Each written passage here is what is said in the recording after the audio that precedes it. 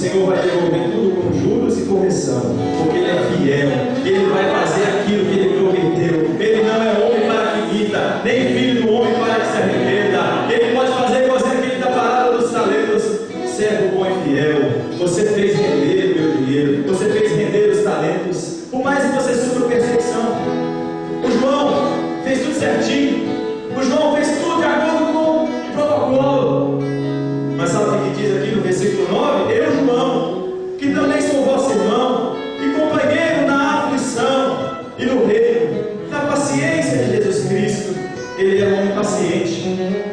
Estava na ilha chamada, como se chamava? Por que ele estava lá, Wagner? Por causa do testemunho de Jesus Cristo. O João fez tudo certo. O João até orava. O João lia as escrituras da época.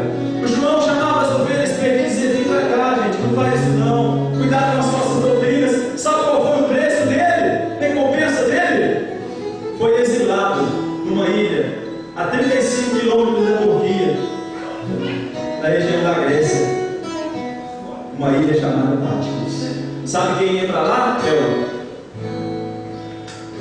Simplesmente os piores bandidos de Roma, aqueles que atrapalhavam o governo romano. Esse era o local. Eu pergunto para você: será que você está em Patmos hoje? Será que você está vivendo uma situação assim, que você fez tudo certo, que você está vivendo uma vida com Deus, você tem orado, você tem clamado, você tem até servido a Deus por tantos anos, e te jogaram em Patmos, colocaram você lá junto com os piores, rotularam você como alguém que não pode fazer mais nada, porque naquela igreja em que você estava, você fez algo errado e não houve perdão, ou talvez porque você falou algo que alguém não gostou, ou talvez porque você foi deixado por alguém te amar. Não sei. Só sei que talvez existam pessoas aqui que estão em Patmos. Mas deixa eu dizer essa noite: se você estiver em Patmos, mas se você estiver com a visão e com o pensamento em Cristo Jesus, mesmo estando no pior lugar do mundo, você pode sentir a melhor presença de todas as presenças. Você pode enxergar a maior maravilha de todas as maravilhas. Você pode ouvir a mais doce voz de todas as vozes. Você pode sentir a presença de Deus aonde você estiver. Havia dois aspectos de João: estava em Patmos, mas depois ele falava: e eu fui levado em Espírito. Diga para o seu irmão assim: mesmo em Patmos, você pode viver em Espírito. Então, o João estava ali, provavelmente sozinho, e ele era um servo de Deus, já havia ouvido Jesus falar com ele, mas aquela dia, aquela noite, não sei, foi diferente. Diz a palavra que era dia do Senhor. Alguns dizem que era sábado, os judeus, e os evangélicos dizem que era domingo. Mas não importa qual é o dia, porque ele disse assim: eis que estou convosco todos os dias até a consumação do século. Pode ser na segunda, na terça, na quarta, na quinta, na sexta, no domingo, ele está conosco todos os dias. Então, foi um dia do Senhor. Hoje pode ser um dia do Senhor para a sua vida. Hoje pode ser um dia em que você vai ouvir a voz de Deus falando aos seus ouvidos, descendo ao seu coração e transformando para sempre a sua vida. O João estava acostumado a ver com Jesus humano. É verdade que depois de ressuscitar, Jesus ficou com eles 40 dias, comeu com eles. Jesus, ele esteve com os discípulos, ele comeu peixe assado e um pedaço de favo de mel. Jesus certa feita falou com os discípulos e Tomé não acreditou que ele estava vivo. Aí Jesus mostrou para ele as feridas e Tomé teve que acreditar. Tomé acreditou, os discípulos acreditaram, mas Jesus, uma certa feita, estava no Monte das Oliveiras, quando todos estavam ali vendo ele, os 11 discípulos, junto com 500 pessoas, discípulos de Jesus, e ali todos olhando para Jesus. Jesus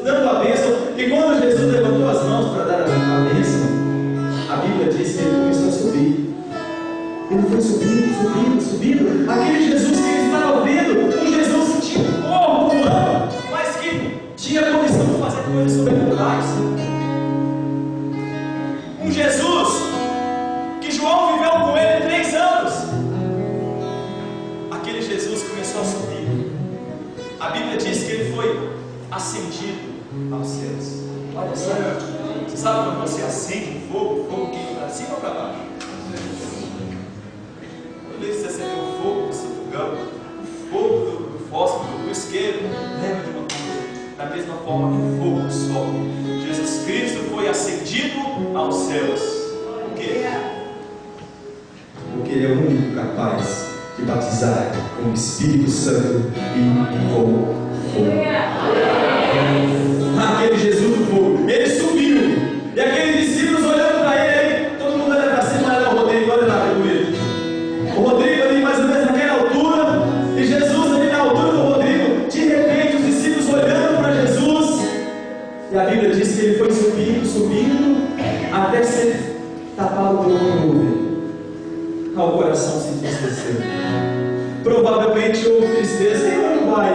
Mas naquela hora a Bíblia diz que apareceram 2 anjos dizendo: varões galileus, não fiquem perturbados, porque este mesmo Jesus que vocês estão vendo subir, um dia voltará para buscar a sua vida. Jesus vai voltar para nos buscar. Ele prometeu e ele voltará. É o mesmo Jesus. As testemunhas de Jeová dizem que não será o mesmo Jesus, mas a Bíblia Sagrada diz: o mesmo Jesus que subiu voltará outra vez. É o mesmo Jesus. Eu fui arrebatado em espírito no dia do Senhor, e eu ouvi por detrás de mim uma grande voz, como voz de trombeta. Todo mundo já ouviu trombeta aqui? Pastor, vamos investir nos irmãos, levantar alguém para tocar trombeta aqui na igreja. O Diego tocava saxofone, alguém mandava para tocar trombeta, a Rafaela também já toca. A trombeta é profética, vai, né? Já tinha o chofar, né? Agora é a trombeta. Uma voz de trombeta, eu não vou imitar o som da trombeta aqui, porque senão os irmãos vão vir aqui. Mas é uma voz de trombeta, é uma voz muito forte. Era a voz que ele ouviu.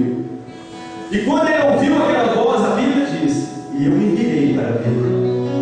E quando eu me virei, eu vi perto de 7 castiçais de ouro. A mente de João era totalmente preenchida por rituais judaicos, lembra disso? Quando João viu o candelabro, o castiçal, provavelmente ele se lembrou do singular, porque ali estava o candelabro. Sabe o que quer dizer isso? João estava entendendo o seguinte: que agora não há mais paredes para Deus se manifestar. Não há mais uma igreja com uma cruz dizendo: aqui é a casa do Senhor. Não. Wagner, em sua casa, no seu quarto, Carlos, onde você estiver, se você dobrar os seus joelhos, ou se você quiser ficar em pé mesmo, levantar suas mãos e começar a clamar Ele, Ele vai se manifestar onde você estiver, porque Ele agora mora dentro de mim e dentro de você. O candelabro vai se acender, a presença de Deus vai se manifestar, mesmo estando em Patmos. O candelabro, naquela situação, simbolizava as igrejas, 7 igrejas. As 7 igrejas. O Senhor, Ele está na igreja. O Senhor, Ele está aonde o corpo dele se reúne. Você é a igreja de Deus? Amém? Amém? Ou você acha que é essa construção que é a igreja de Deus? Não. Essa construção é apenas um local onde nós nos reunimos. Assim como há tempos atrás o culto acontecia, onde mora hoje é Deus. É um privilégio muito grande.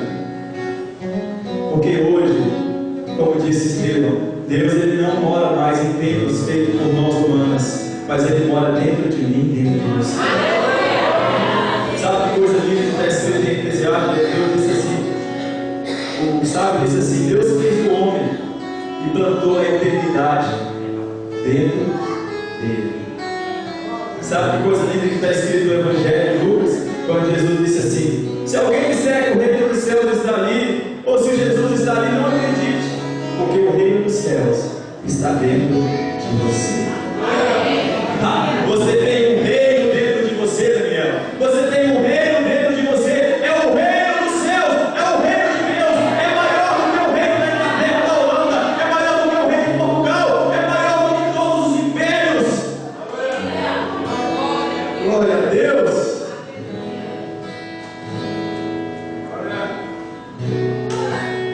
O rei quer assentar o rei do seu coração.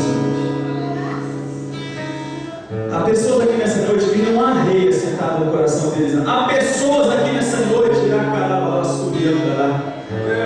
que existem rainhas assentadas no seu coração.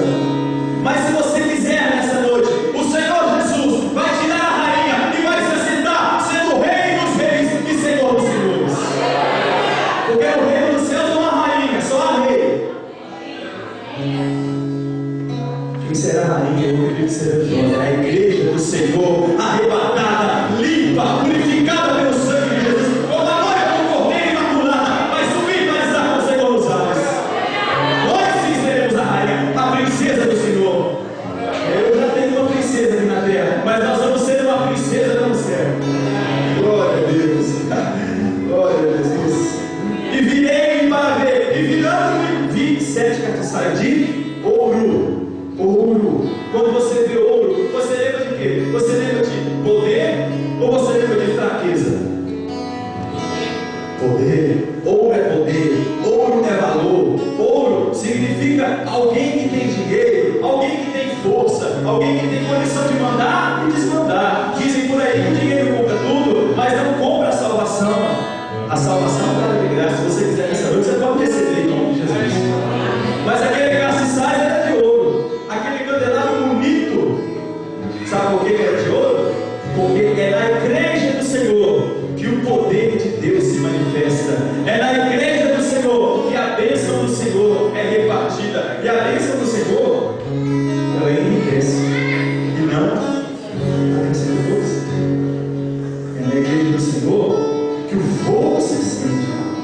Mas a igreja não tem fogo em si mesmo, não. É necessário clamar, é necessário pedir, como nós estamos fazendo essa noite. E eu creio que já tem gente aqui com o fogo aceso, como o candelabro do Senhor. E se nós começarmos a clamar, o fogo que está em você vai pegar o irmão que está do lado. E de repente, você não vai ver incendiado pelo fogo da bênção de Deus. Porque o fogo agora continuamente sobre o lar e não se apagará.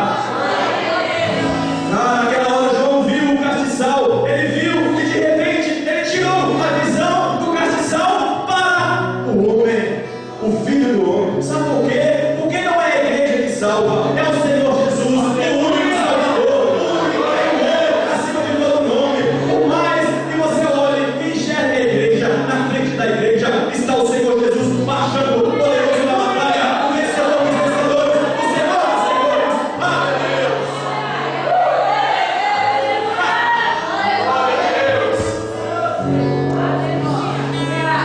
O diabo não pode beber água. Toda vez que eu bebo água, eu fico com inveja de mim. Mas ele vai ficar com inveja até o final do ciclo, porque ele vai ser lançado no lago de fogo para toda a eternidade. E você pode beber água, comer Coca-Cola, comer hambúrguer, porque Deus te deu um corpo que tem alma, corpo e espírito. Você é privilegiado. Aleluia. Glória. Por isso que o diabo não conhece, né? As pessoas devem fazer aquilo que ele pode fazer. Aleluia. Glória a Deus.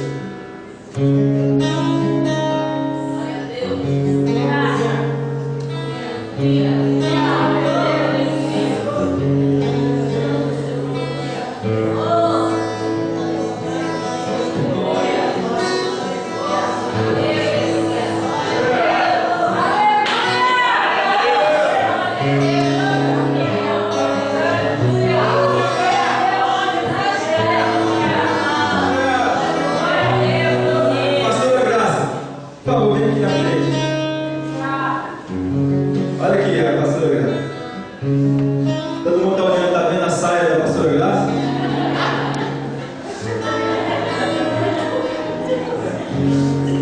Todo respeito de lado aqui. Olha aqui, ó. A saia da pastora Graça, vamos deixar. Ela está batendo aonde? Cotovelo, pastor?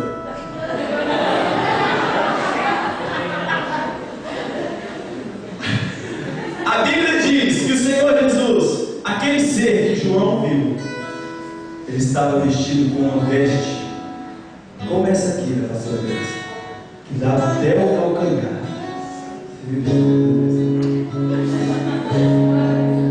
Algumas Bíblias dizem vestes talares, alguma Bíblia tem escrito vestes talares, vestes talar, alguma Bíblia tem? No seu versículo de número 13, se não me engano, versículo 13, estava vestido com uma vestes talares. A palavra talar vem do grego talo. Talo significa isso aqui, até nos pés. Agora olha o mistério, olha que bênção, que Jesus que você serve. Aí você olha para Jesus, você olha para a graça, você pensa que isso aqui é à toa. A graça não vai deixar de acessar mais um agora aqui, isso é profético, olha só. Olha que bênção, olha só, quem pode usar essas roupas? Sabe quem é que usava roupas talares até aqui no calcanhar? 3 grupos de pessoas. Primeiro grupo, sacerdote. Um vestido branco até o calcanhar. Sabe por quê? Porque quando ele subia na escada, não podia ver a perna. Isso. Esses povos de noite. Aí o sacerdote subia com o vestido. Você já está entendendo o que significa isso aqui em Jesus? Jesus não é um sacerdote. Jesus é o sumo sacerdote. Quando João viu, ele já viu, é o sumo sacerdote. Porque João conhecia. A gente lê, não sabe, porque a gente não tem a tradição judaica. Mas João sabia, havia o sumo sacerdote. Quando ele viu os seus vestidos até o calcanhar, a primeira coisa que ele lembrou foi da autoridade de um homem que tem capacidade de falar com Deus. Ele lembrou da autoridade de um homem que podia entrar ali no véu com o sangue nas suas mãos. Mas o Senhor Jesus Cristo não foi apenas sacerdote, além de ser sacerdote, ele foi a própria oferta que foi derramado o seu próprio sangue como um cordeiro. Quando ele foi até a cruz, ele foi como um cordeiro, mas quando ele estava na cruz, ele foi como um sacerdote do Pai. Em tuas mãos eu entrego o meu espírito. Ele foi o cordeiro, a oferta, e ele foi o sacerdote. Quem é Jesus? Quando ele olhou aquele homem com o vestido comprido, ele pensou: esse é o sacerdote, esse é o homem de autoridade. Mas não parou por aí. Ele estava com o vestido comprido, cingido pelos peitos com um cinto de ouro. Irmãos, que tremendo. Olha isso aqui. Imagina que isso aqui fosse um pano, e aqui para cima do meu, agora é cotovelo, pessoal, para cima do meu cotovelo eu enrolasse um pano aqui nas costas e fizesse como se fosse uma faixa. E agora é mais profundo ainda, porque esse cinto usava 3 tipos de pessoas: o sacerdote, o rei e os profetas. Sabe o que João estava vendo ali? O sacerdócio real e o profeta dos profetas. Que o Apocalipse é tão lindo que não foi um livro que Jeremias falou, que Zacarias falou. Não, esse livro foi falado pelo próprio Senhor Jesus. Pessoalmente ele escreve, deixa eu falar, deixa eu ditar você escrever. Entendeu? O Jesus que você serve é sacerdote. O Jesus que você serve, ele é profeta. O Jesus que você serve é rei. Ele tinha o vestido, ele tinha um pano cingindo seus peitos com um cinto de ouro. Ouro, porque o ouro é o poder, é a realeza. Um rei muito rico tinha ouro nas suas vestes. Interessante essa palavra. Você já pensou naquela palavra investimento? Já pensou nessa palavra? Alguém aqui já investiu na bolsa de valores? Alguém aqui já investiu comprando terreno? Sabe como surgiu essa palavra? Investimento. Coisa linda. Botão de terno. Esse terno foi comprado, preço comum. Mas se eu tivesse esse terno com botões de ouro, imaginou? Aqui seria mais caro. Imagina se a minha gola aqui fosse uma gola de prata refinada, coisa fina. Quem sabe, né? Daqui uns dias, né? Aí, isso aqui chama veste, não é isso? Veste. Quando os reis, os grandes homens, os grandes imperadores andavam nos seus palácios, no meio dos seus súditos, no meio dos plebeus dele, ele não andava com roupa comum, ele andava com roupa dele. E sabe o que diferenciava a roupa dele da roupa dos outros? É que tinha pedras preciosas, que tinha botões de ouro, que tinha diamantes. O Senhor Jesus, ele estava investido. Investir significa colocar coisas de valor na veste. Foi a partir daí que você vai falar de investimento. Então, havia investimento naquela veste. Havia um grande investimento, havia ouro naquela veste. O Senhor quer investir na sua vida. Amém. Quando você foi salvo, você recebeu o veste de salvação, né? Mas cada dia que você recebe um dom espiritual, recebe uma revelação de Deus, algo mais profundo, são investimentos que o Senhor vai colocando em você. E quando você passa, você é daqui diferente, olha daqui um diferente, é porque você está investido no poder de Deus, você está cheio do poder de Deus, e as pessoas veem que você é diferença. Ele estava cingido com um pano ao redor com um cinto de ouro. Era de ouro. A sua cabeça e cabelos eram vermelhos como carmesim. Não é isso, Fábio? Brancos como a neve. Hoje em dia a gente está numa época que ninguém quer ter cabelo branco mais. Né? Ninguém quer mais ter cabelo branco. Até os homens, os homens querem mais ter cabelo branco. Eu, particularmente, tenho vontade de ter um cabelo assim grisalho. Eu acho que é charmoso, eu acho que é bacana. Mas ainda não tem. Mas quem tem ainda de marrom, de vermelho, amarelo, mas não fica branco. Irmão, se você soubesse o poder que tem nos seus cabelos brancos, a Bíblia diz que quem tem cabelos brancos significa que ele tem autoridade, que ele tem honra, que ele tem dignidade, ele é capaz de ensinar aos outros, porque ele já viveu o suficiente para ser um professor dos mais novos. Isso é interessante, né? Mas você já está lembrando aí de Jesus que nós estamos falando agora? O Jesus que nós seguimos viveu 33 anos, não, Maria? Não. De eternidade a eternidade, tu és Deus. Por isso os cabelos dele eram mais brancos do que a neve. Era como a lã branca, dizendo: eu sou um Deus eterno. Não sou contado pelo tempo. Eu não passo. Glória a Deus. Esse Jesus que você serve não tem nada de validade, não. Você pode servir ele até você morrer. E seus filhos podem servir a ele. E seus netos podem servir a ele. E ele continua sendo o mesmo ontem, hoje e para todo sempre. E ele vive ao final. Amém. Aleluia. Ele tinha cabeça branca. Já pensou aí? Cabeça branca. Porque o branco fala da santidade. E quando você fala em cabeça e cabelo, você lembra de um pequeno coisinho que nós temos chamado pensamento. Eu bem sei os pensamentos que tenho de vós, pensamentos de paz e não de mal, porque o Senhor tem os cabelos brancos. Quando você vai desenhar a pombinha na paz, você desenha ela preta, você desenha ela branquinha, falando é tempo de paz. O Senhor tem paz, tem santidade, tem dignidade, tem honra para transmitir a mim e a você, porque Ele tem cabelos brancos e cabeça branca. Já pensou que o Senhor Jesus tem cabeça branca? Aleluia!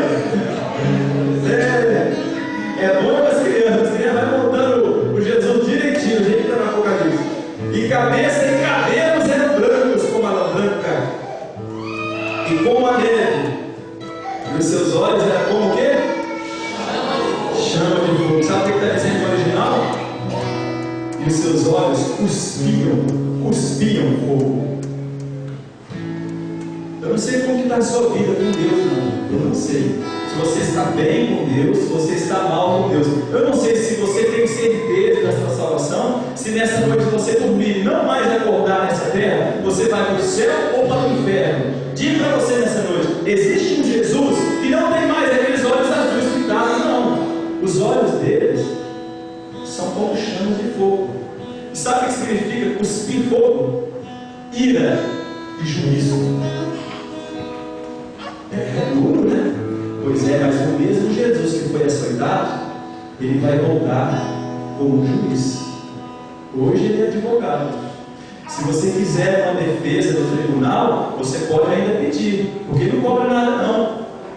O Antônio Carlos, advogado Demóstenes, eles cobram mais de 500 mil. Mas Jesus não cobra não, ao contrário, ele pagou para defender a sua causa. Mas se você quiser esperar um pouquinho, ele vai ser promovido. Ele vai passar no concurso. Ele vai virar juiz. Sabia? Ele vai voltar como advogado, não, vai voltar como juiz. E ele vai reger as nações com vara de ferro.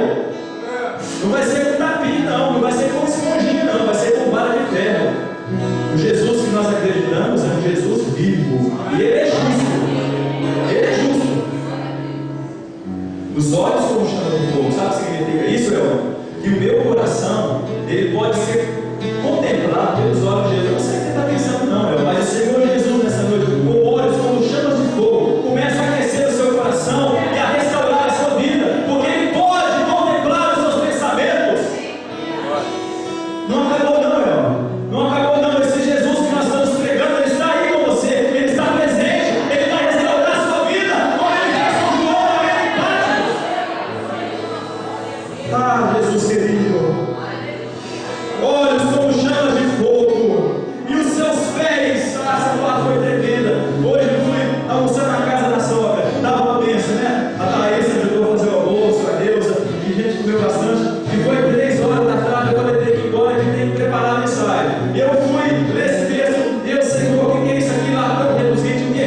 Para quem o Senhor tem pé como latão reluzente? O que é isso? E eu estava tomando banho, ele falou assim comigo: sabe para quê? É para mim pisar na cabeça da serpente, é para mim pisar na cabeça de Satanás, junto com a minha igreja, porque lá na cruz ela feriu o calcanhar dele, mas agora não, ele vai esmagar na cabeça dele, porque ele é justo, ele é poderoso, o diabo não venceu, não, ele não vence,